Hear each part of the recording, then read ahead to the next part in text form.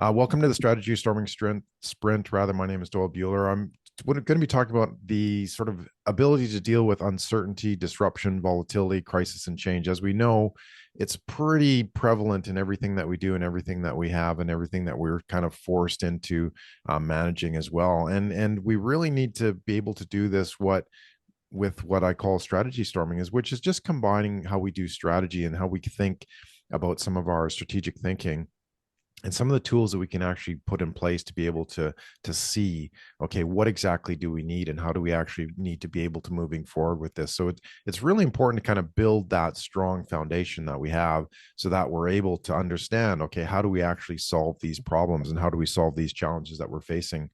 I get faced with this a lot, and you might understand some of it, but anyone can start a business. But I need to ask the question, who can finish one?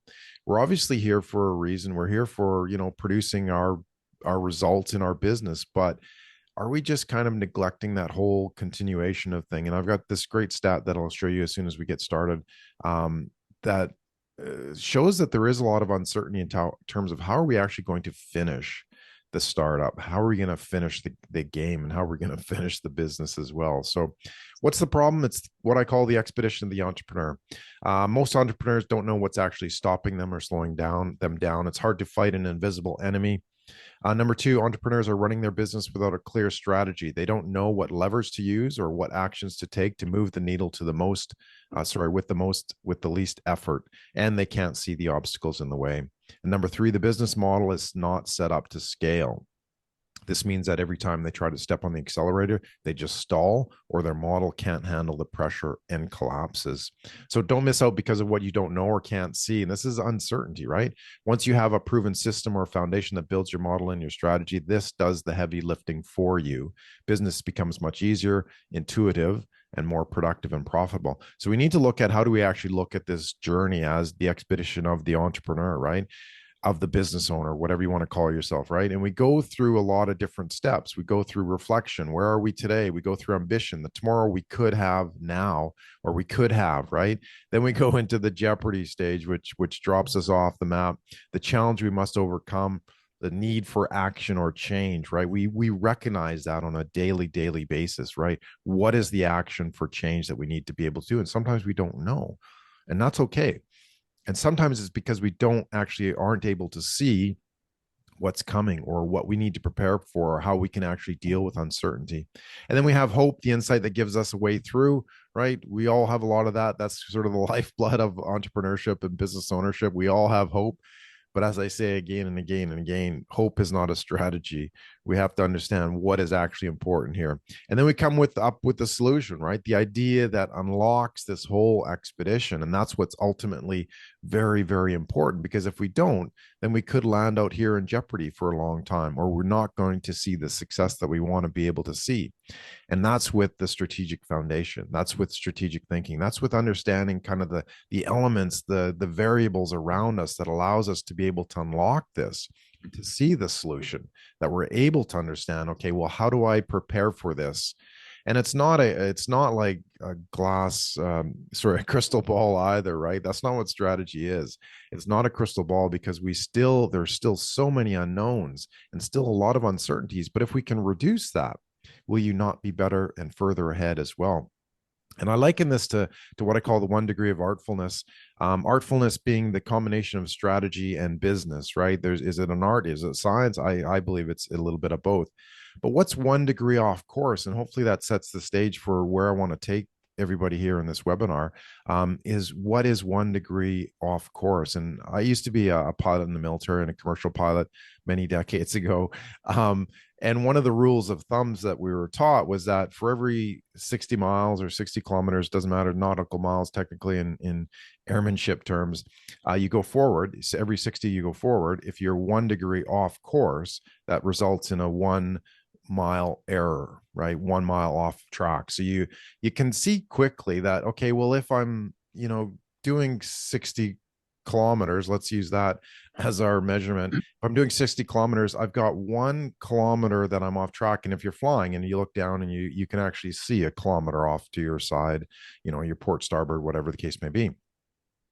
which is fine. You just adjust, you fly into the circuit or whatever the case may be, and you make your approach from there. But if you're traveling like a bigger distance, right? I'm way out in Perth. So if you're traveling from Perth to Sydney, guess what? That's more than 60 miles. That's like, I think, about 4,000 kilometers. So how many kilometers are you going to be off? Right? You're going to be off about 8 to 10 kilometers, which again doesn't seem that big, but guess what? You can't really see that far anymore. And if you're traveling across the Pacific or across the Atlantic or from Australia to Europe, guess what? If you're that 1 degree off, you're not going to land. You're not going to go from Perth to London. You're going to go to Perth to the Azores, right? Or who knows, maybe even Perth to the middle of the Atlantic Ocean.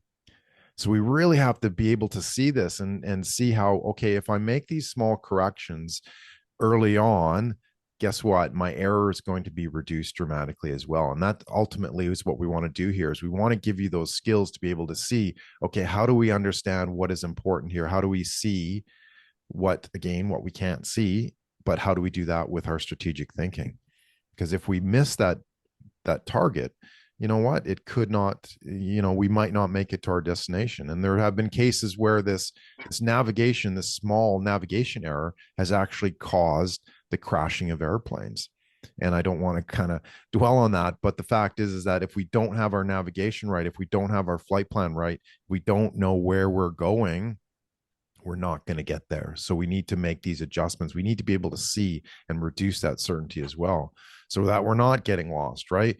Why are we getting lost? Well, not understanding how time plays a factor here. And I'm going to be going into this shortly. We don't have a strategy, the how, right?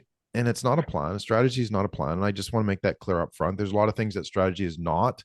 And one of them is not a plan. It's not a to-do list. It's not to say, hey, we're going to do this, X, Y, Z. And these are the results. It's more about the how, okay? The mission that we're on, the pieces that we're going to take. Who are we bringing on our expedition? Who are we taking with us? What equipment are we going to need? What resources are we going to need? How are we going to be able to do it as well? So we really need to be able to see that. We don't have a radar, right? And you think about airplanes again.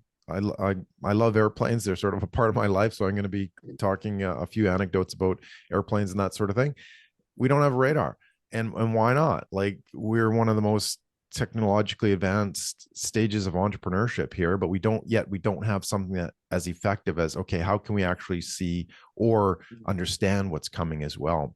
We have no expedition mindset. We have no roadmap, no flight plan, no mission, and no fulcrum to leverage. And this is one of the key points that I'm going to show you is how do we actually create a fulcrum to be able to do that? The expedition of the entrepreneur, right? Nearly 40% of CEOs, and again, don't feel that you're alone here. This study just came out like a few days ago from PwC. Nearly 40% of CEOs don't think their companies will be economically viable a decade from now if they continue on their current path. And I'm going to show you this rate of change that's coming up very quickly, and we can see the change and we can feel it. It's very tactile. So what are they saying? 10 years or less. 39% of CEOs believe that their business won't be around in 10 years. And these are business people, right? These are people that understand, okay, how do we actually do with this best business? So they understand on a global scale that, guess what? We need to prepare for this. We need to understand what is it that's slowing us down? Where do we get to that, that space where we can accelerate our business, where we can grow and scale?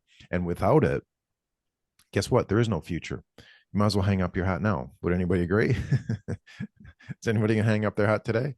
Probably not. Right? So let's give you the tools that allow you to be able to do this properly so that you can see, okay, what is it that we want to do instead of taking a nap with it, which is an acronym for not another plan, right? A plan, we all know what happens to those. We start them, we have great intentions, but a plan is not a strategy. A strategy is how we think and how we deliver our value and how we understand that connection with our customer.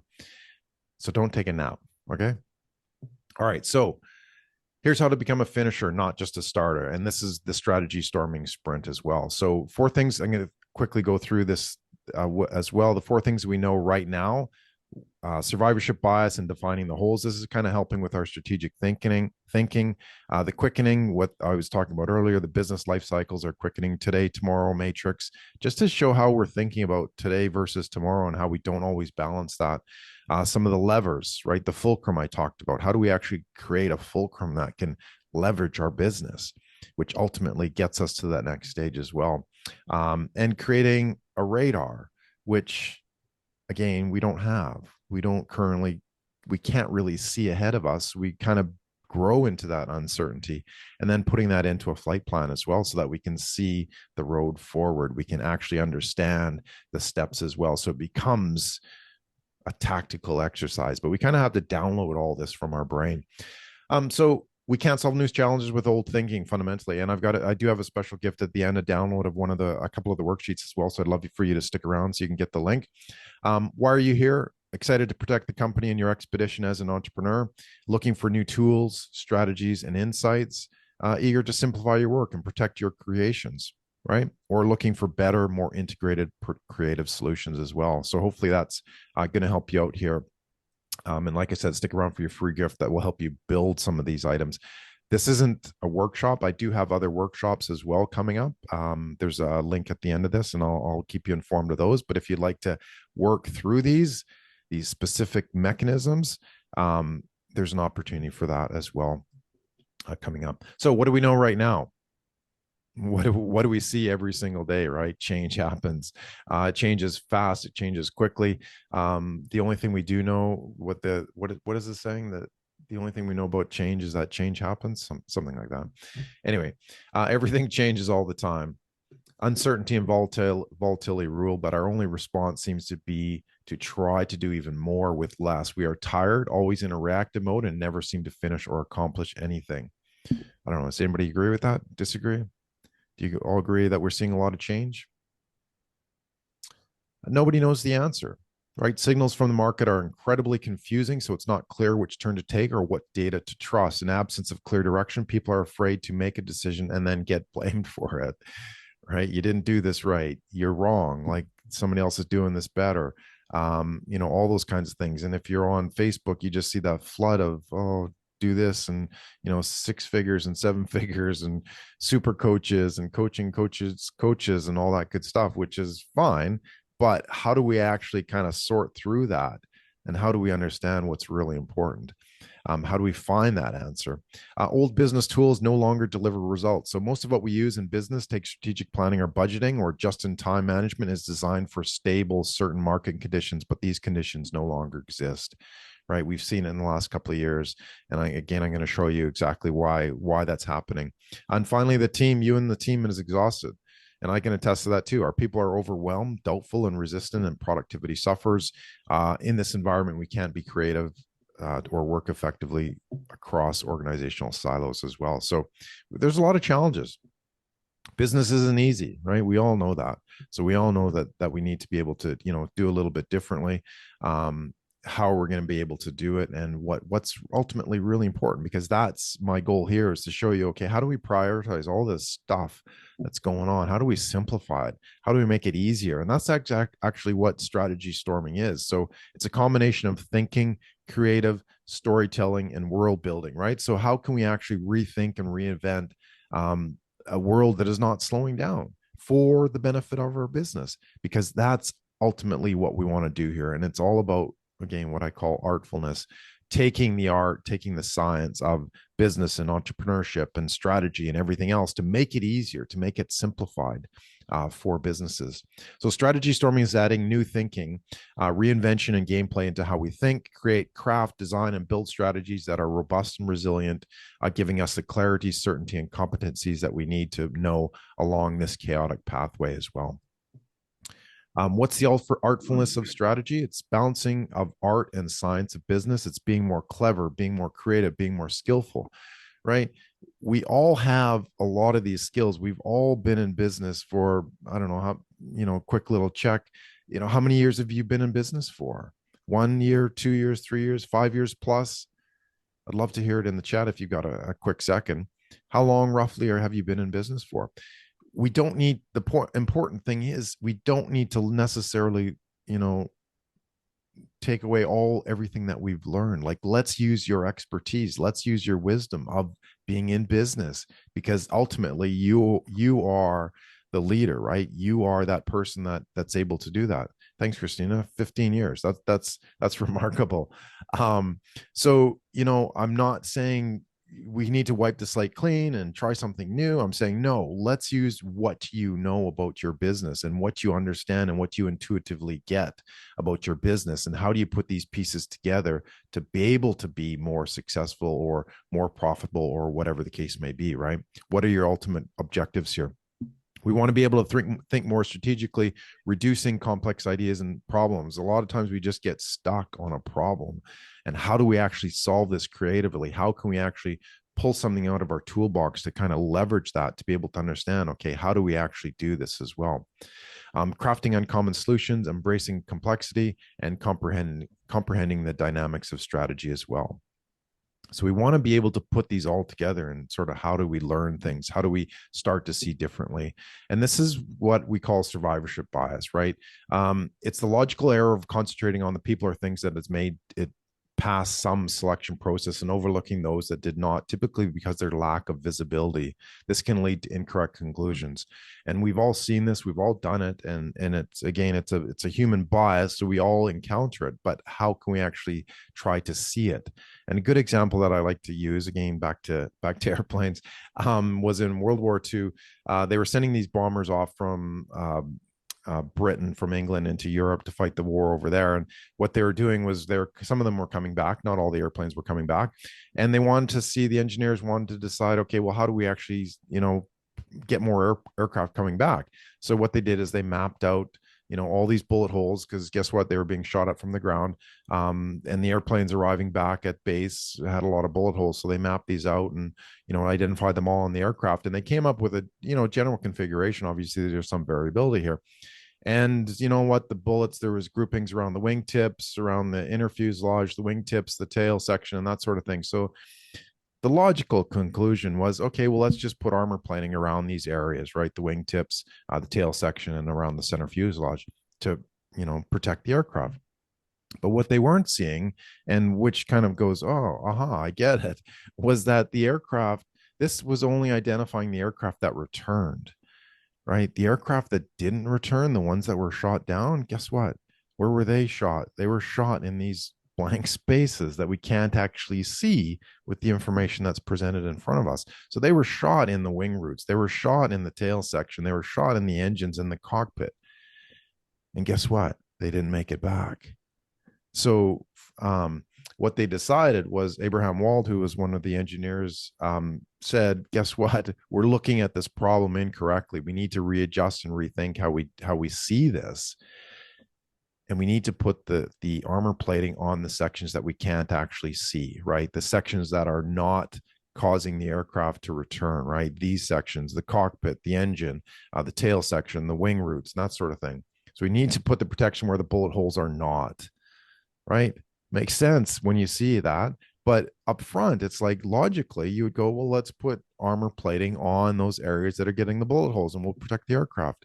But our assumption was wrong. And now that we can see it, we're actually able to help save the war effort as well. So what we need to do, yeah, COVID crashed my plane. Thanks, Jeffrey. Yeah, that's happened to a lot, and we need to be able to focus on, okay, well, how do we get back up and running? How do we get these pieces back in place as well, to be able to understand, okay, how can we see this and how can we sort of master that uncertainty game as well? And a lot of it comes down to how our focus on today versus tomorrow changes. So are we sacrificing today for tomorrow? And I don't know about you, do you sacrifice today for tomorrow? Just curious, what's more important, today or tomorrow? If you want to throw that in the chat. Ultimately, I think we're causing, a lot of deterrence against success. And maybe this is one of our biases as well, but because we're focusing on today, right? Ultimately, we only see today. We create a to-do list. I always say a today list, because a to-do list is what we see and what we actually feel that we need to do, which, again, it's logical. It makes sense. Like, okay, today I need to focus on these specific things. So that's my today list, my to-do list. But we're missing out on tomorrow. So I believe that there's an expense that we were paying here from today versus tomorrow as well, by not understanding that. And if we look at it just as a simple visual here, I love visuals as well. You'll find that about me as I talk about airplanes and I talk about visuals as well. And I've got a really cool one I want to show you towards the end here. So we talk about tomorrow, which is moving us forward in one direction, but we also need to relate to today. Okay, what is it about today that's really important? It's about, again, task management. It's about those tactics. It's about those specific operational things, which again, it's really, really important. But yet we can't sacrifice tomorrow. We can't kind of lose that sight, that vision, that understanding of, okay, well, what do we need to do tomorrow to get us to that next step, right? To get us to that plateau in our business that I showed you at the beginning as well. And there's 4 quadrants here that we're really kind of stuck in. I talk about them fairly often too. The one that we're talking about. So again, this is the graph: thriving tomorrow, as I showed you in the previous slide, and then succeeding today is ultimately what we want to be able to compare. So this is moving us forward, and this is stuff we have to work on today. If we're kind of stuck in today, right, a lot of us get into this firefighting mode, right, where it becomes very short-term fix, long-term pain. So every single day that we're actually in business is like a firefight, right? We're fighting fires because we're not able to invest the time to be able to see things through or to see things forward a little bit as well. So we're stuck in the term of firefighting. And it's like, oh, I'm busy this and I'm busy that and all that kind of stuff. But if you want to get rid of the busy, we kind of need to move that needle towards the tomorrow line as well. It's okay, but that takes up the majority of our time as well. If we're even worse, where we're, not even thinking about today, failing today, and we're not even thinking about tomorrow, we're jeopardizing tomorrow. This is what's called the Titanic syndrome. And we've all, familiar with that story where it's like, okay, are you just rearranging deck chairs on the Titanic? The boat's going down. When are you going to jump off or try to find a lifeboat or whatever? So we need to be able to understand that. And some of it's caused by, just the arrogance or overconfidence of too big or too good to fail, trust in the success that, hey, this worked last year, right? This worked yesterday. Let's just keep doing it. Let's just keep pushing our stuff out. But again, it's not going to happen. It's not going to be able to go forward as well. And we're not able to anticipate or adapt to change as well, which ultimately is what we need to do. So if we start looking about tomorrow, okay, let's add in tomorrow. This space down here is called blind idealism. So we're not really successful for today because we're going too far. We're saying, okay, I've got this amazing startup, I've got this amazing business, and it's AI based, and we're gonna, do all this amazing things. It's gonna make your life and business so much easier, which is good. But what's it missing? It's missing that today side to say, okay, well, so what's the product? And maybe a good example of going from blind idealism to today is using Chat GPT, right? 2 months ago, like, yeah, okay, there were versions of it, but 2 months ago it was like, okay, it's just an airy fairy eye in the sky kind of thing. It's like, we'll wait till tomorrow. We don't really need to worry about today. But they've been able to move into this space called reinvention. And this is where we're solving today while building up tomorrow. So it's very proactive, it's very deliberate, it's very embracing an approach to changes. It's a balanced, practical action to preserve the best of the old while fostering the new and focus on building a system. And that's key here. Is this is what I'm going to show you, is that system for a timely reinvention as well. So it's really important to be able to see that. Now, as I explained earlier, things are moving very, very fast. We need to be able to see that, so that then again we can anticipate these changes. We can anticipate, okay, well, what's really important here? How are we going to deal with this? Typically from 1900 to 1975, there was a change every 35 years. Like our grandparents, they had like one job.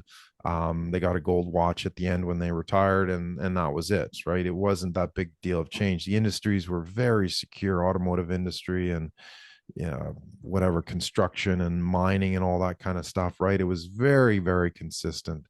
But as we moved forward, we moved from a cycle from 70 years to 15 years, from 1975 to 2005. And it's not just a perception here. This is the reality as well. So we've seen the life cycle of businesses drop dramatically from 15 years, or a half-life of about 7.5 years.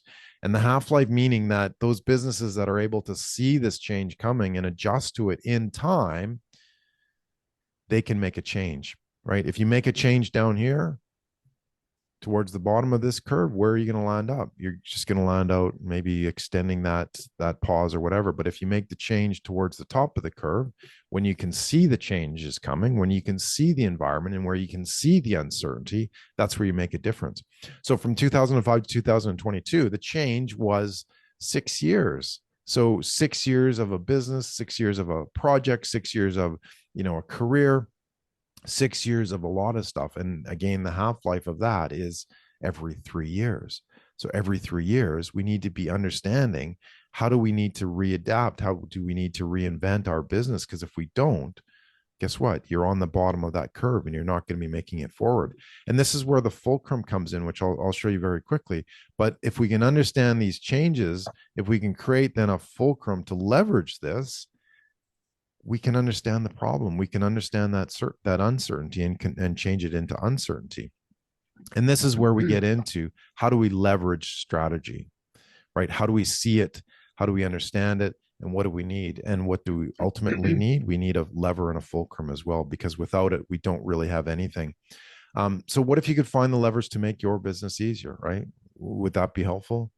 There's a fellow named Fritz Heider originated balance theory to show how people develop their relationships with other people and with other things in their environment. Balance theory says that if people see a set of cognitive elements as being a system, then they will have a preference to maintain a balanced state amongst these elements. What he's trying to say is that if you have a system, you can balance it, right? If you understand those elements, you can balance it. And you can see, okay, I need to apply more force here, or I need to apply more force there. And that's how I'm able to understand that.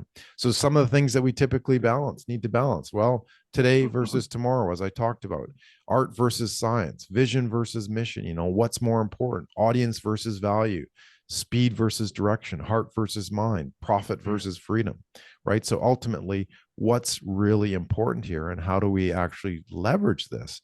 Because here's the balance, right? We all learned that in grade school. And guess what this is? That's your fulcrum.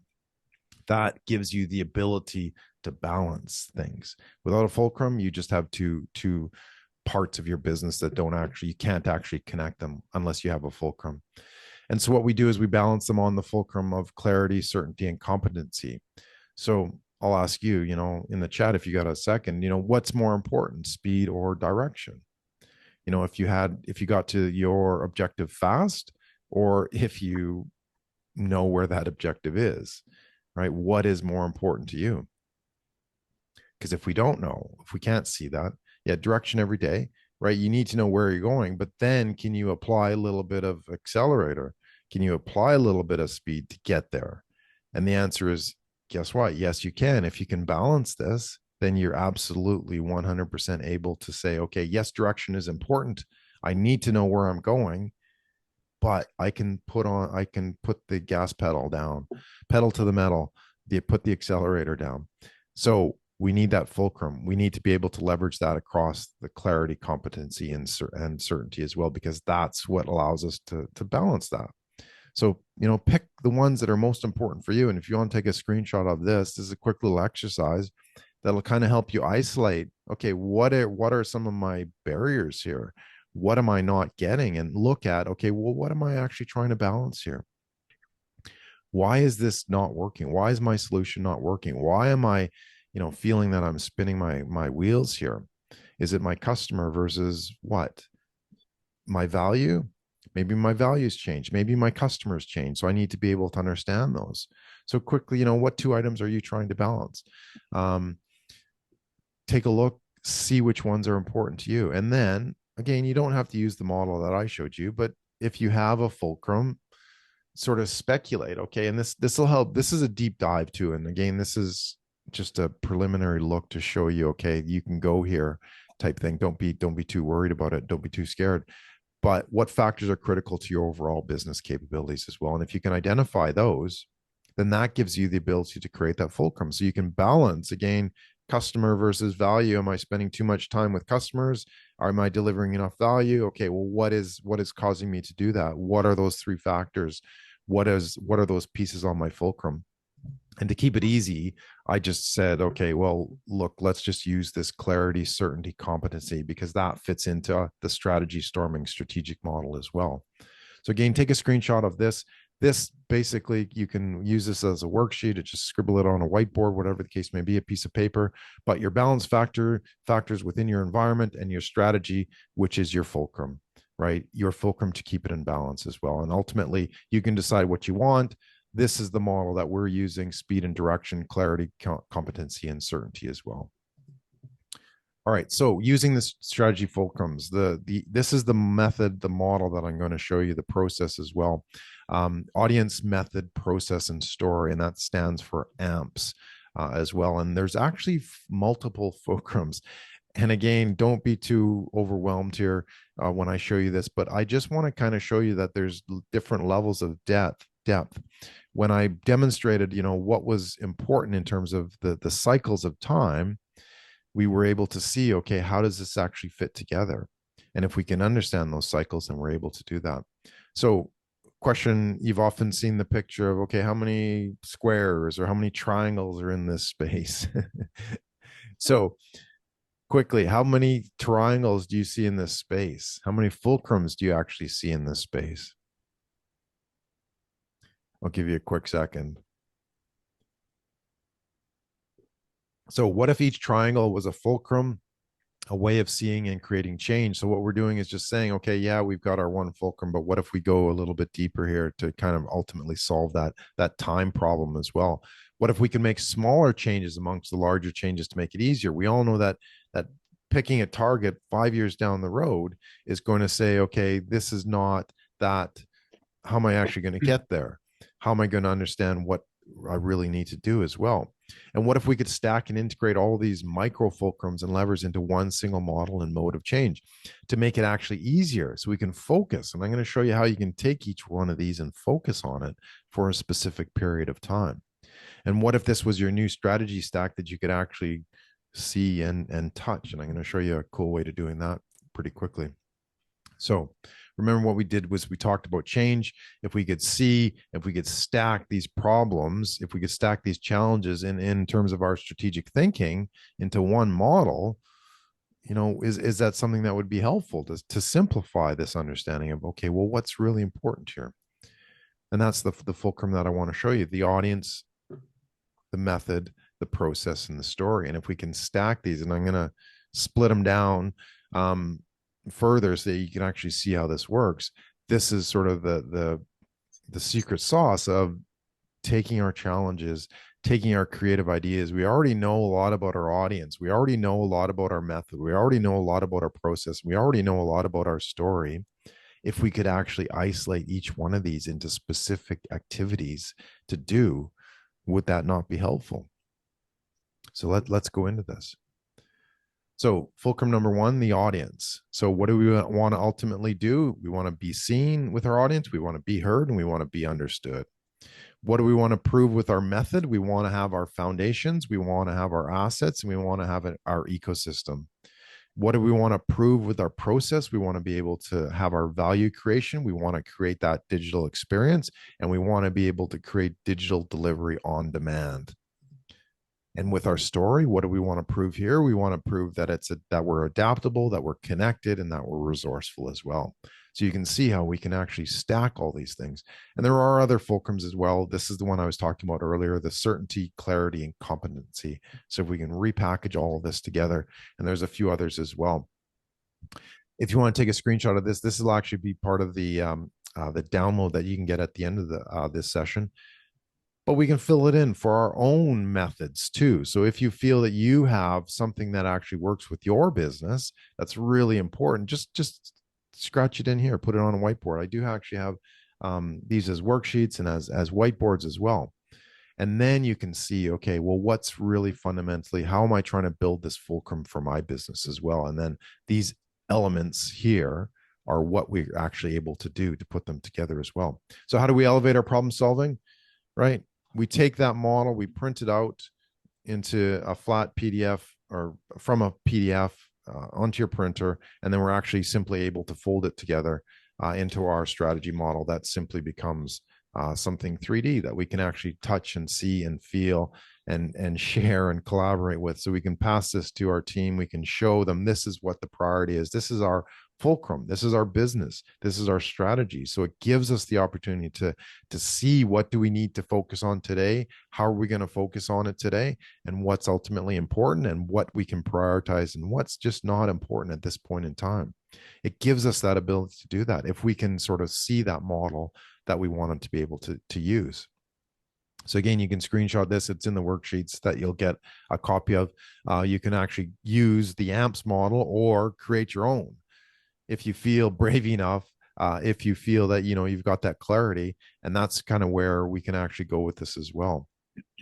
So it's your turn to practice. So screenshot and print these to create your own strategy model as well. So I have the link at the coming up that you'll be able to download this so you can see the model, and then it gives you an opportunity to work through it as well. There's a lot of questions that we obviously don't have time for today, but it gives you that opportunity to say, okay, well, how do I illustrate this? How do I create this model that actually works and then I can touch and feel? And again, feel free to use this one, because that gives you that foundation, that learning, that starting point to say, I don't need to start from scratch. I do have some of that capabilities as well.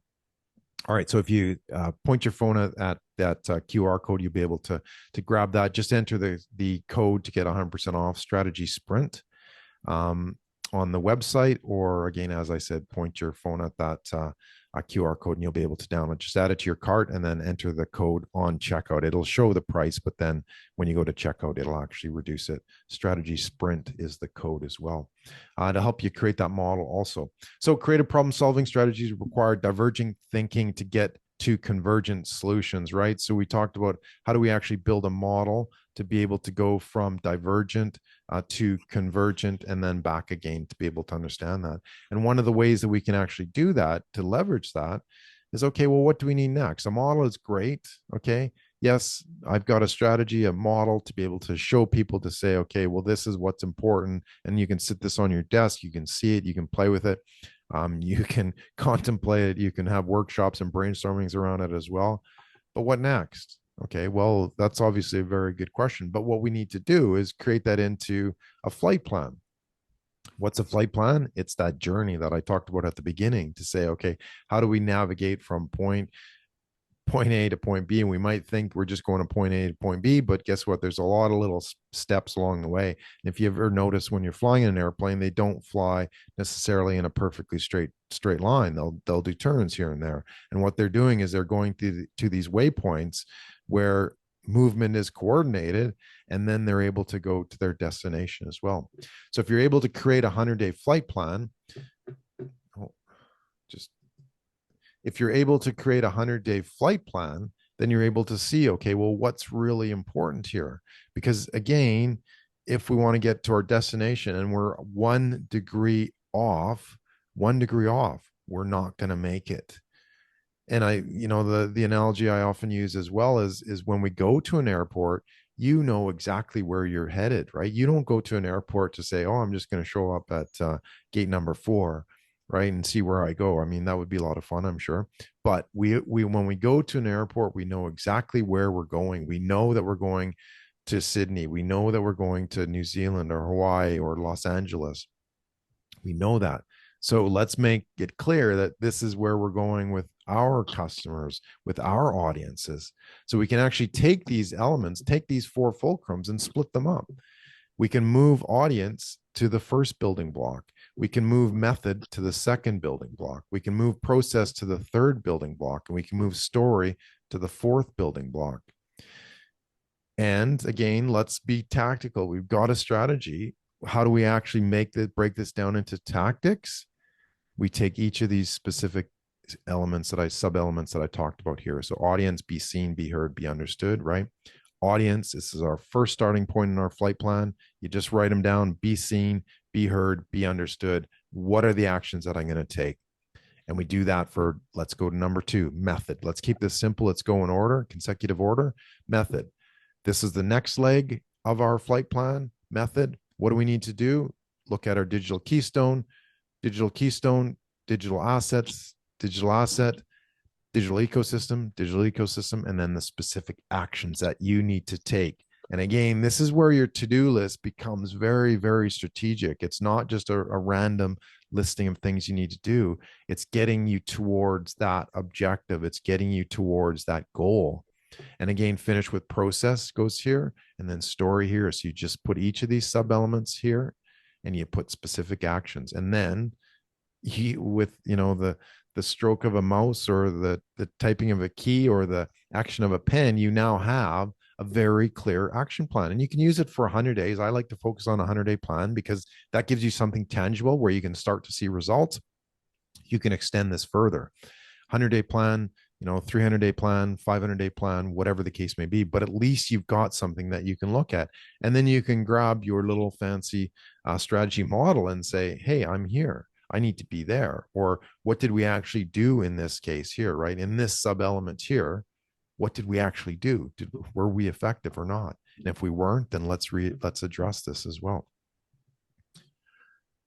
Now, what else do we need? So we have our model, right? We have our flight plan. What else does aircraft need? We need a radar, right? And what does a radar do? I showed you at the beginning. It kind of helps you see those obstacles. It helps you understand, okay, well, what's coming? What's this uncertainty that I talked about? What's really important here to be able to do that and to see that? What obstacles, what opportunities are coming? And we don't have to focus just on obstacles, right? We use radar to get to our place, our target that we want to go to as well. Where are you headed? What can you see? So radar helps you see what's close versus far, what's off course, right? Is something coming? Something says something, and it's like, oh yeah, you guys should do this. Like, let's put this as part of our business. And it's like, well, guess what? Is that going to take us off course? If it is, maybe it's a great idea, and maybe we put it on the shelf for now. We pause it or whatever. But we need to logically and cognitively make that decision of what's off course for us, and is that going to affect where we're going? Are we going to again get to that destination, or are we going to be 1 degree off? What's a priority now versus later, right? That's what your flight plan is for. But can you see that further? Where are the obstacles and challenges? Where are we going? What direction are we going? Again, do you go to an airport without knowing what plane you're on? Do you get in your car and just kind of wander aimlessly? Sometimes we do, which can be fun. Don't get me wrong. But we're going to the shops, we're going to our friends, we're going to a store. We're usually very clear how we do this and how we need to be able to do this. Thanks, Michael. I appreciate you coming. What elevation, what speed, right? Remember, I talked about your speed and direction. You can actually look at that and see, okay, well, how do we actually do this as well?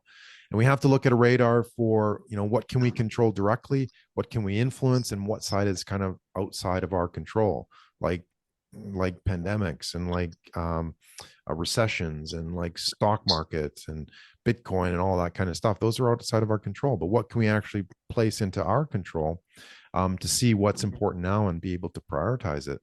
So again, here's another quick little exercise that I put together. You can screenshot this. But what we need to be able to do is see, okay, well, where are we going? What needs to go into understanding? We have the tactical stuff, right? We put that into that flight plan that I showed you. We can look at our strategic, and we can look at our visionary and evolutionary. And again, this exercise, it takes some bit of time. So don't worry if you can't get it right away, but just scratch out a crosshair as a target and say, these are my tactical targets. These are my strategic targets. These are visionary and these are evolutionary. Now, what you can do to make it a lot easier, let's focus this. Let's focus your thoughts. Let's focus your energy on those 4 fulcrums that I said was really important, right, at the beginning. Because if you don't have a focus, your radar, again, it's not going to know what it's looking at. It's just going to see stuff. But if you can focus it in on your audience, your method, your process, or your story, and you can see exactly what it is that you're able to need. Thanks, Christina. You can actually then make a better productive approach to it as well. So take these, add some key points here for let's start with audience, tactical, strategic, business, that sort of thing. And that will help you understand, okay, well, what's really important here? How do you see that? Because then you can plan for this, right? A lot of the uncertainty that comes is that we can't plan for it. And that's okay. We don't expect to be able to plan. There can be a thunderstorm in your pathway when you're halfway between Sydney and LA, or a hurricane, not a hurricane, tropical storm. Um, but guess what? You can avoid it. If you know it's coming, they fly around it. If you're on the continents, thunderstorms and that sort of thing, you have to move out of the way. You can't go through them. That's dangerous. So let's go around them. But let's be able to do that. Let's be able to see. So you can then project that to be able to see, okay, what's coming now?